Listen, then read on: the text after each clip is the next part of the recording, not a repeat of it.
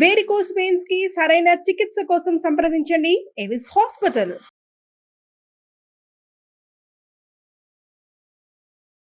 నమస్తే, welcome to Suman TV. నేను మీ anchor Girija. ఇవాళ మనతో పాటు ప్రముఖ జ్యోతిష్య పండితులు గోనగుంట్ల సురేష్ బాబు గారు ఉన్నారు. వారితో మాట్లాడి ఈ డిసెంబర్ మాసంలో ఫలితాలు ఎలా ఉన్నాయి ద్వాదశ రాశుల వారికి అడిగి తెలుసుకునే ప్రయత్నం చేద్దాం. నమస్కారం గురువు గారు. నమస్కారం అండి గిరిజ గారు. గురుగారు, డిసెంబర్ మాసానికి సంబంధించి ద్వాదశ రాశులు చూస్తున్నాం కదా, అందులో భాగంగా చివరి రాశి అయిన మీన రాశికి ఎలా ఉంటుంది అంటారు, ఎలా ఉండబోతుంది అంటారు? మనం రాశి ఫలాలు ఫస్ట్ ఎందుకు తెలుసుకోవాలి అనుకుంటే కనుక మనిషికి రెండు ఉండాలంటే క్వాలిటీస్. ఒకటి వివేకము, రెండు వైరాగ్యము. అంటే దేన్ని మనం పట్టుకోవాలి, దేన్ని మనం విడిచిపెట్టాలి అని ఒక జ్ఞానం మనకుంటే చాలు, జీవితం హ్యాపీగా ఉంటుందని ఆది శంకరాచార్యులు చెప్పారండి. వైరాగ్యం, వివేకం అంటారు. అదేవిధంగా మనిషి సాధించాల్సిన 4 పనులు అంటండి. ఒకటి ధర్మము, అర్థము, కామము, మోక్షము. వీటికి సంబంధించి మనిషి యొక్క జీవితం అంతా చుట్టూ తిరుగుతూ ఉంటుంది అనమాట. అయితే అవి సాధించడం అంత ఈజీ ఏం కాదు. వాటికి ప్రతికూల పరిస్థితులు ఉంటాయి, ఎన్నో ఆటంకాలు ఉంటూ ఉంటాయి. అవి ఏంటి, వాటి మీద మన ప్రభావం ఎలా ఉంటుంది, ఎలా ఉంటున్నప్పుడు ఎలాగా మనం వివేకంగా ఉండాలి, ఎక్కడ మనం వదిలించుకోవాలి అని తెలుసుకోవడానికి ఉపయోగపడే ఒక అద్భుతమైన శాస్త్రం జ్యోతిష్య శాస్త్రం అండి.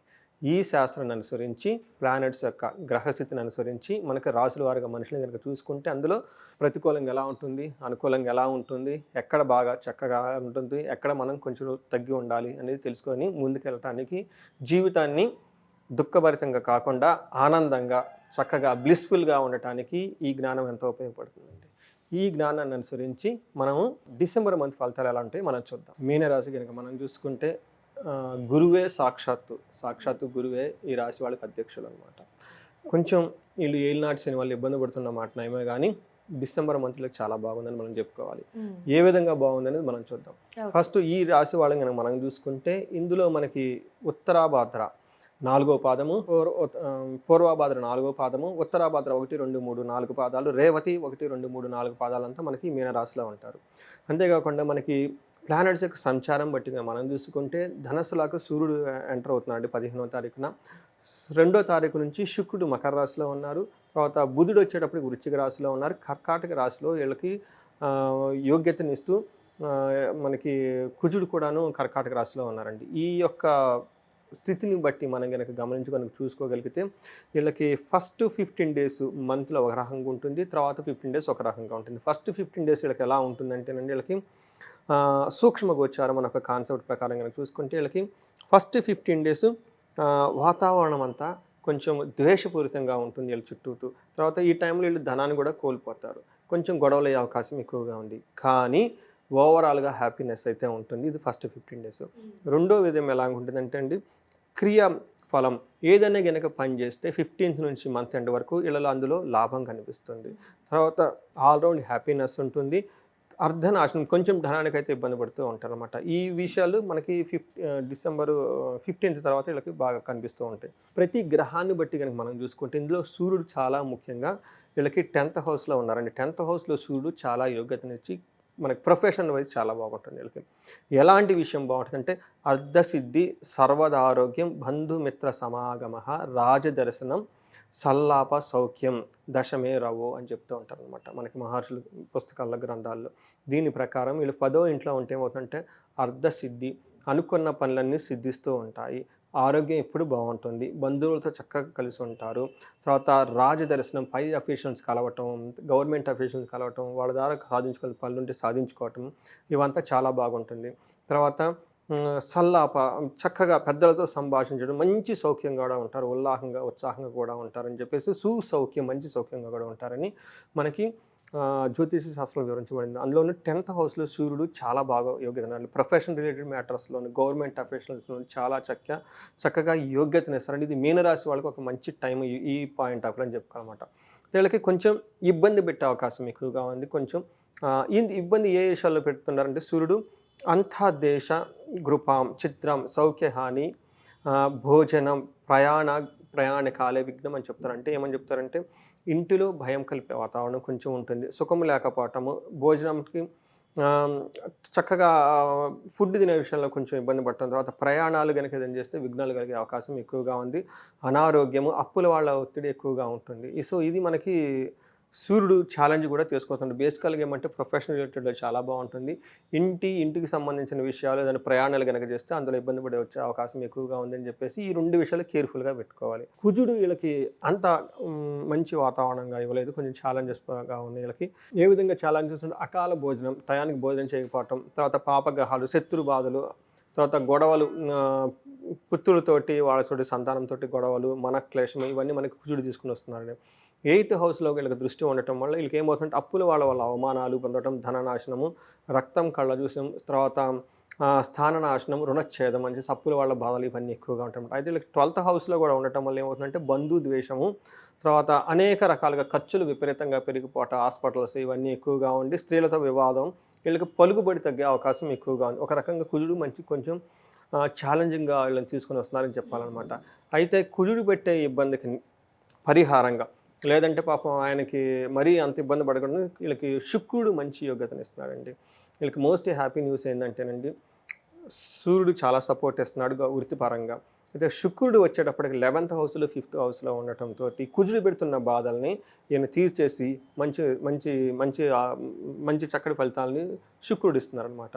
శుక్రుడు ఎలాంటి మంచి ఫలితాలు ఇస్తున్నట్టే పుష్టిం కాంతిం తదా కీర్తిం మిష్ట కార్య సాధనం క్షీరాన్న భోజనం అని చెప్తారంట. అంటే దాని ప్రకారం అంటే పుష్టిగా ఉంటారంట వీళ్ళు మీనరాశి వాళ్ళు, కాంతివంతంగా చక్కగా ఉంటారు, తదాకీర్తి మంచి కీర్తి ప్రతిష్టలు తీసుకొచ్చుకుంటారు, ఇష్ట కార్య సాధనం, వీళ్ళకి ఇష్టమైన పనులు ఏదైనా కానీ ఇప్పటిదాకా ఆగిపోయి ఉంటే ఆ పనులు చక్కగా చేసుకొని ఆ పనులు సాధించగలుగుతారు. తర్వాత వీళ్ళకి క్షీరాన్న భోజనం, మంచిగా పార్టీలు, ఫంక్షన్స్, స్వీట్స్, తర్వాత వీటికి సంబంధించిన బాగా చక్కగా మంచి ఆహారం తింటూ ఉంటారు అని చెప్పేసి మనకి చెప్తూ ఉంటారనమాట.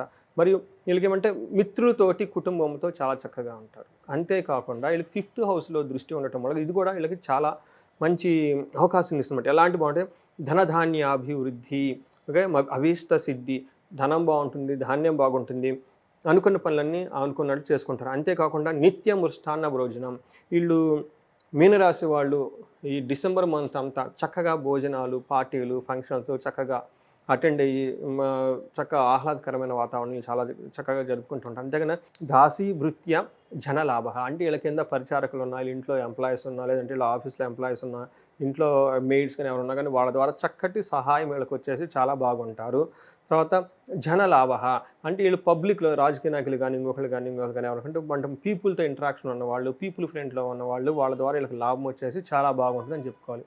ఒక రకంగా మనకి మీనరాశి వాళ్ళు ఏలినాటి శని ఉన్న ఈ మాసం డిసెంబర్ మంత్ వీళ్ళకి చాలా బాగుంటుందని మనం చెప్పుకోవాలి. ఆల్మోస్ట్ ఒక 70-75% వీళ్ళకి చాలా యోగ్యతను ఇస్తుందని మనం చెప్పుకోవాలి. సో మనకి నక్షత్రం ప్రకారం చూద్దాం. అంగగోచారంగా చూసుకుంటే ఇందులో నక్షత్రం ప్రకారంగా చూసుకుంటే ఇందులో పూర్వభాద్ర నక్షత్రం వాళ్ళకి ఎలా ఉంటుందంటే ఫస్ట్ 15 days చాలా క్షేమంగా ఉంటారు.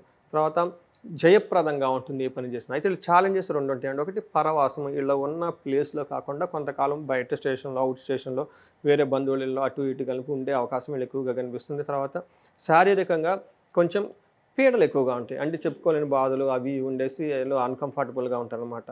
నెక్స్ట్ మనకి ఉత్తరాభాద్ర నక్షత్రం వాళ్ళు కనుక చూసుకుంటే వీళ్ళు చాలా క్షేమంగా ఉంటారు. అయితే ఒక 22 నుంచి డిసెంబర్ 22 నుంచి డిసెంబర్ 31కు వీళ్ళకి ఏదైనా కనుక పని చేస్తే ఆ పనిలో నష్టం వచ్చే అవకాశం ఎక్కువగా ఉంది. కానీ ఈ మంత్ అంతా వీళ్ళు మ్యాక్సిమం అవుట్ స్టేషన్లో ఉండటానికి, పరవేశం వల్ల ఉన్న పొజిషన్ దగ్గర నుంచి వేరే దూర ప్రాంతాలకు వెళ్ళి అక్కడ ఉండే అవకాశం ఎక్కువగా కనిపిస్తుంది. ఒక రకంగా ఫారిన్ వెళ్ళాలనుకున్న వాళ్ళకి, లాంగ్ ట్రావెల్ చేయాలనుకున్న వాళ్ళకి ఉత్తరాభాద్ర నక్షత్రం చాలా అనుకరిస్తుంది. అబ్రాడ్ వెళ్ళాలనుకున్న వీసా కానివ్వండి, అలాంటి ఫారిన్ సెటిలర్స్కి చాలా బాగా ఉపయోగపడుతుంది. తర్వాత వీళ్ళకి ఈ మంత్ అంతా జయప్రదంగా కూడా ఉంటుంది. కుజుడు వీళ్ళకి బాగా మంచి అనుకరించి ఏ పని చేసినా అనుకూలంగా ఉంటుంది. అయితే వీళ్ళు కేర్ఫుల్గా ఉండాల్సిన ఒకే ఒక ప్లేస్ ఏంటంటే దేహ పీడనం, శారీరకంగా వీళ్ళు కొంచెం హెల్త్ కాంప్లికేషన్స్ ఎక్కువగా ఉండే అవకాశం ఉంది. రేవతి నక్షత్రం వాళ్ళకి చాలా విషయాలు చాలా బాగుంది. ఫస్ట్ వీళ్ళకి షాపింగ్ చేసేసి వస్త్రలాభం, కావాల్సిన వస్తువులన్నీ కొనుక్కుంటారు. మంత్ అంతా చాలా క్షేమంగా ఉంటుంది. తర్వాత వీళ్ళకి పరవాసము, ఇక్కడ ఉన్న లొకేషన్ నుంచి ఫారిన్ వెళ్ళాలనుకున్న వాళ్ళకి, దూర ప్రయాణం చేయాలనుకున్న వాళ్ళకి చాలా అవకాశంగా ఉంది. అదొక మంచి యోగం. తర్వాత ఈ మంత్ అంతా వీళ్ళకి కూడా చాలా చక్కగా విజయప్రదంగా ఉంటుంది. ఎన్ని బాధలు ఉన్నా కానీ అనుకున్న పనులను చేసుకొని వెళ్ళిపోతూ ఉంటారు. వీళ్ళకి 2 ఛాలెంజ్లు ఉంటుంది. ఫస్ట్ 15 daysలో మంత్లో కొంచెం ఫైనాన్షియల్ ప్రాబ్లమ్స్ ఎక్కువగా ఉంటుంది. తర్వాత 15 daysలో వీళ్ళకి శారీరకంగా హెల్త్ కాంప్లికేషన్స్ వచ్చే అవకాశం ఎక్కువగా ఉంది. సో ఈ డేట్స్ అన్ని చెప్పాను కాబట్టి ఈ డేట్స్ ప్రకారం వీళ్ళు చక్కగా ఆ సందర్భంలో ఎక్కడెక్కడ వీళ్ళకి పాజిటివ్గా ఉందో అక్కడ వాళ్ళు చక్కగా యాక్టివ్గా పార్టిసిపేట్ చేస్తూ, ఎక్కడెక్కడ కొంచెం సెన్సిటివ్గా, ప్రతికూలంగా, అపోజిషన్గా, నెగిటివ్గా ఉందో ఆ ప్లేస్లో వీళ్ళు కొంచెం కేర్ఫుల్గా ఉండి దాన్ని విషయంలో అవాయిడ్ చేసి ముందుకెళ్తే చాలా బాగుంటుందండి. ఇది రేవతి నక్షత్రం వాళ్ళకి సంబంధించిన మనకి ఫలితాలను చెప్పుకోవాలి. అయితే మనకి మృత్యు నక్షత్రాలని కొన్ని ఉంటాయండి. ఈ మృత్యు నక్షత్రం వాళ్ళకి మనకి చూసుకుంటే పూర్వభాద్ర, ఉత్తరాభాద్ర, రేవతి నక్షత్రాలు. ఉత్తరాభాద్ర నక్షత్రం వాళ్ళు చాలా కేర్ఫుల్గా ఉండాలి. ఎందుకంటే ఈ నక్షత్రంలోనే వాళ్ళకి ప్రస్తుతానికి రాహు ఉన్నారు, ప్లస్ పుష్యమి నక్షత్రంలోకి అనుజన్మ తారలో కూడాను కుజుడు ఉన్నారండి. ఈ కాంబినేషన్ అంత మంచి కాంబినేషన్ కాదు. వీళ్ళకి కొంచెం జీవితంలో ఒక టఫ్ అయిన సిచ్యువేషన్ ఫేస్ చేస్తూ ఉంటారు కాబట్టి వీళ్ళు కొంచెం రెమెడీలు లాంటివి ఏమైనా కనుక చేస్తే చాలా బాగుంటుంది. ఓకే గురుగారు, అయితే ఈ డిసెంబర్ మాసానికి సంబంధించి మీనరాశి వారు ఎలాంటి పరిహారాలు చేస్తే మంచిది అంటారు గురువుగారు? వీళ్ళకి ఫస్ట్ ఏలినాటి శని నడుస్తుందండి. అవి చిన్న చిన్న రెమెడీస్ కాదు, వాళ్ళ లైఫ్ స్టైల్ హోలిస్టిక్గా ఉంటే చాలా బాగుంటుంది. సో వాళ్ళు ఏదైనా సపరేట్గా అపాయింట్మెంట్ లాంటివి తీసుకుంటే, అంటే ఇక్కడ ఈ 10 minutesలో చెప్పడం కష్టం అవుతుంది కాబట్టి సపరేట్గా చెప్పొచ్చు. అయితే ప్రస్తుతానికి వీళ్ళకి ఉత్తరాభాద్ర నక్షత్రం వాళ్ళు ఎవరైనా కనుక ఉంటే వాళ్ళు దుర్గాదేవిని పూజించడం చాలా చాలా ఇంపార్టెంట్. ఆ నక్షత్రం మీదే వీళ్ళకి ఈ నక్షత్రం మీదే వాళ్ళకి రాహు ఉన్నారండి. దుర్గాదేవిని పూజించటము, సుబ్రహ్మణ్యేశ్వర స్వామిని పూజించడం, ఈ టైంలో లైక్ మనకి సుబ్రహ్మణ్య సూక్తాన్ని పాటించడం కానీ చేస్తే చాలా బాగుంటుంది. అంతేకాకుండా వీళ్ళు కందులు అంటారు కదండి, ఈ కందుల్ని నానబెట్టి ఒకరోజు ముందుగానే అవి మనకి ఆవులకి తినిపించడం కానీ, లేదంటే కందులు దానం చేయడం కానీ చాలా బాగుంటుంది.